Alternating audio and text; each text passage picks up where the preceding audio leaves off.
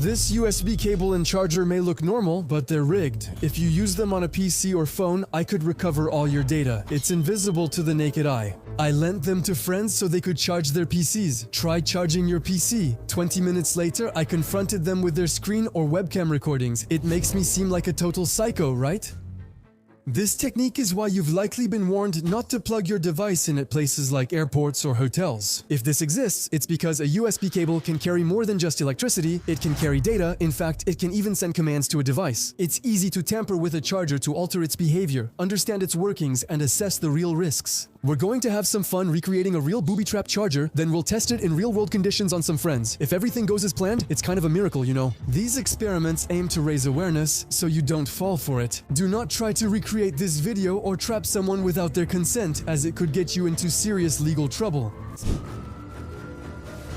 To understand how this attack is possible, we need to look at how a USB cable works. And for that, well, we're going to cut one open. Here we go, a little dissection sequence. It's a change from your biology classes. This is interesting because it will allow me to introduce a basic concept. Not all cables can necessarily transmit data. As you can see, inside this first cable, there are two small wires. A power wire, that's the one that carries electricity to charge your device, and a ground wire which closes the electronic circuit so the current can flow. And I can already tell you that this cable here is low end. It only allows you to charge a device and not to transfer data. We won't be able to use it for our attack. If we repeat the experiment with this pricier second cable, which looks identical, the results may differ. Except this time, if I cut open the cable, we find 4 wires of different colors that I'll try to separate to show you clearly. There's an aluminum coating, which is to prevent interference. We still have a power and a ground wire, but now there are 2 extra wires for data. Data plus and data minus pins. Honestly, their names don't really matter. But just know that it's thanks to these 2 wires that we can connect a hard drive to a PC or even a headset or a mouse. There are a lot of devices out there that need to communicate data. When you plug in a cable, your computer asks the device what it is to know how to handle its data, and the device responds by identifying itself. It will say, I'm a mouse or I'm a keyboard. And here's where it gets tricky. Devices are made to be plug and play. That means if I plug in my mouse, I can use it right away. For that, the computer doesn't get suspicious. It just takes the device at its word. And that's the main problem.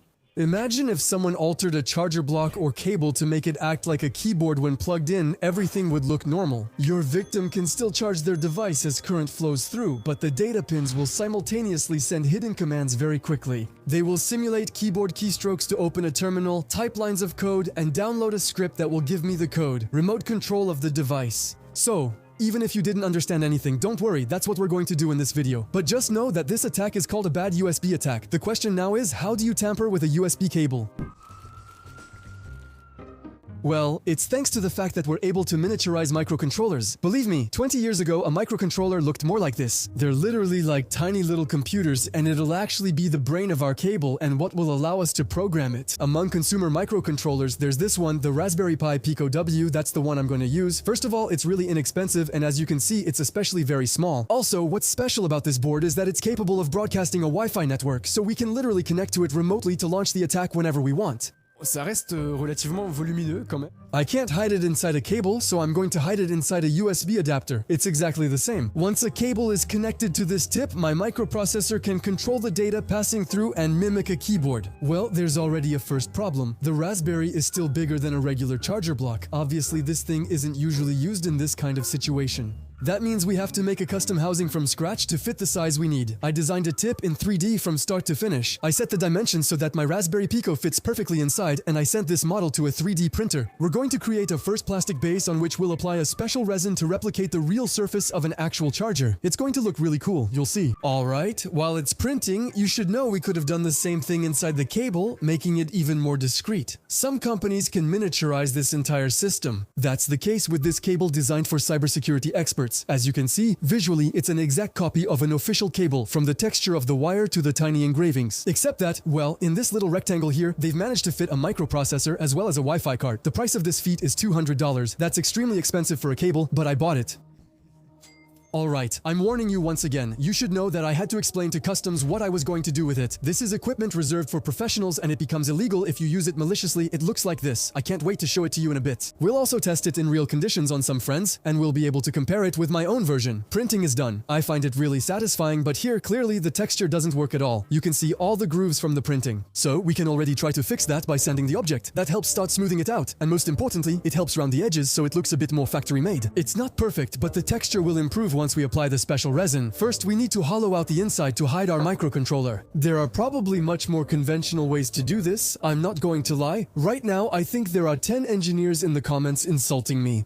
Just so you know, this is the first time I'm trying something a bit DIY on the channel. I promise I'll get better with the next projects if you like this format, but for now, we can already insert our device inside and it fits perfectly. The little thing about the Raspberry Pico is that it uses a micro USB connection. You know those old chargers? Since everyone uses USB-C cables nowadays, I connected an adapter. There you go, I have it coming out on top. But now, we already have another problem. It's a mess. Like really, it looks terrible. The top has been shredded. We're going to try to fix that by putting some marking tape right around the opening, and then we'll paint all of this white, using the same shade of white as the plastic I used for printing. And now, I can already see you getting stressed looking at the result. Just remember that everything depends on this last step, the resin, to set the top, but especially to get a finish that looks like factory plastic. You know, that finish where it shines and it's super smooth like a real charger. I'm going to apply a resin for finishing 3D prints. Again, I'm not a pro, I'll probably do better in the next videos. But if there's one important thing to keep in mind with this, it's that you need to use safety equipment, and also ventilate the room because it gives off very toxic fumes. You probably didn't expect this scene when you clicked the video, and honestly, neither did I. I found all this out. Then, the idea is that you have to mix liquid A with liquid B, following a very precise ratio to get a resin mixture, and you can apply it to our tip with a brush. It will fill the entire surface of the piece to eliminate irregularities and make the surface shiny and solid. I let it dry for 3 hours. And before showing you the result, I attached 2 metal tips to finish the look. So yeah, it's pretty rough because they're 2 fake tips. I neutralized them and spaced them so they can't be plugged into a real socket. It's very amateur. I want zero risk of fire or electrocution. Above all, don't try this at home. Here is the final result. I'm both satisfied and not satisfied, in the sense that it's not really super neat, to be honest. But I don't know, I think you could believe it's a really cheap adapter bought from a sketchy website, or maybe that it's just old, I don't know. In any case, the coolest thing now with this adapter is that I can program it to literally do whatever I want. When I plug my adapter into my PC, it's like connecting the Raspberry Pico. We've just made a casing, and by default, a folder opens showing the Raspberry storage because it isn't programmed yet. Spoiler, I'm not making a tutorial, that's not the point. But we can create a file with a script, and when I plug in the Raspberry, it can automatically run the script. The script will tell the computer, I'm a keyboard. Then it will send a lot of keystrokes to type things. For example, this code pretends to be a keyboard. It presses Windows R, types ion.fr, and then presses Enter, and that opens my site ion.fr. Look, if I save it, I can unplug and plug the device back in. And there you go, it runs my script and opens my site. I promise we'll do something more fun, I have a lot of ideas. So, it's still obvious for 2 reasons. First, it always opens the storage of my microcontroller when I plug it in. That's not complicated. I can stop it with this line of code. You also see the computer act live on screen. Nothing is hidden. That's this attack's limitation. But remember, I told you that this microprocessor has a built-in Wi-Fi card. So I can easily make it so that when you plug it in, the first thing it does is broadcast an anonymous Wi-Fi network, and it won't do anything else. So if I plug it in, visually on the screen, nothing happens. But if I, as a hacker, am within 50 meters, I can connect to this Wi-Fi network, and I'll have access to a little secret web page. That'll let me launch the attack remotely when my buddy isn't watching. That means opening a console, running commands that will install a script, and that way I'll get access to his PC without anyone catching me. I finished developing what I wanted and will keep its function a surprise. Our rigged connector now works, just like that famous $200 cable. Before I try them, I still need to explain where you might run into these traps in real life and how to protect yourself.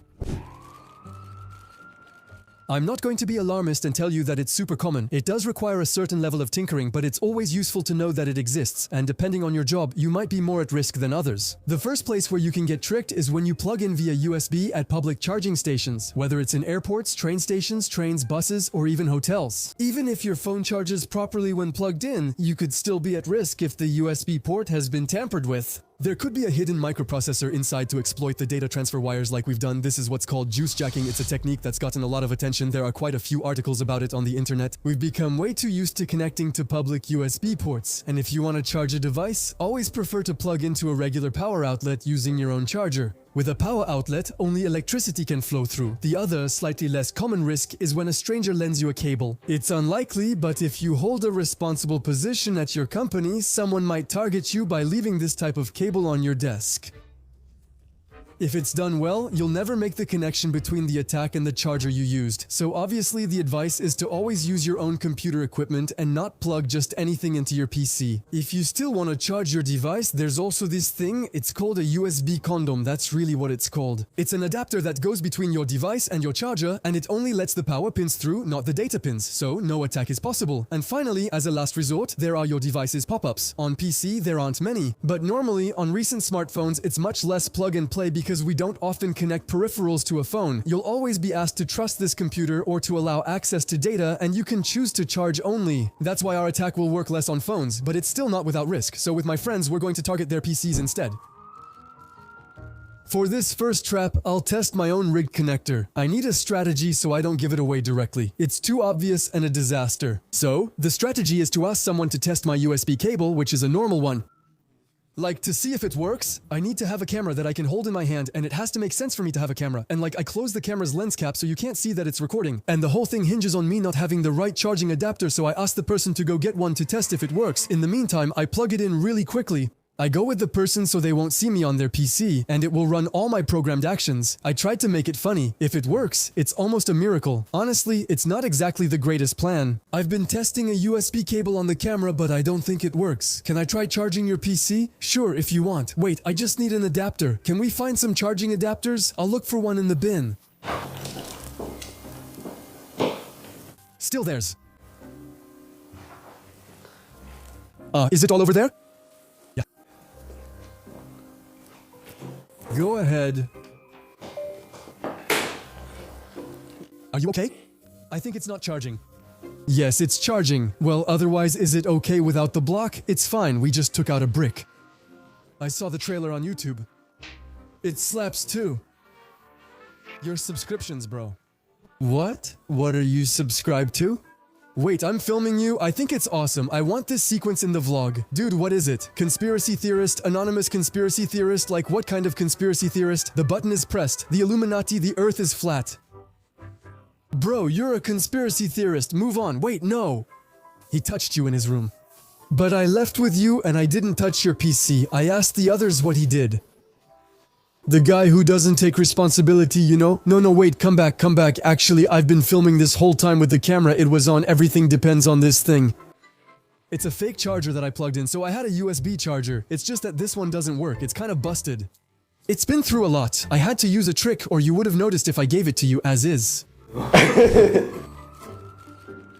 Second and final prank. Now with the $200 cable, instead of something funny, I programmed a system to record the person's screen and webcam to really stress test how nasty this thing can be. I still need to try it on someone else. And I need to find another excuse for her to plug in my cable. At least the advantage is that this cable is just too believable. Okay, this time we're going to prank Emil. I've got the best scenario possible. I noticed that Emil charges his phone directly from his PC with a USB cable. I need to wait until he leaves his PC, for example, to go to the bathroom. And I'm going to swap the two cables to put my rigged cable in its place. His phone will still charge, except in the meantime, it's going to create a Wi-Fi network. I could connect to it. Then I'll access the cable's administration dashboard. On it, I'll copy and paste my code. And this code will install and run a script that will record his screen and webcam and send everything to a remote server. By explaining this to you, I basically gave you a reenactment of everything that would have happened, especially on Emil's screen, except at this point for me it's all just theory, so I hope he'll leave his PC, and especially not take too long.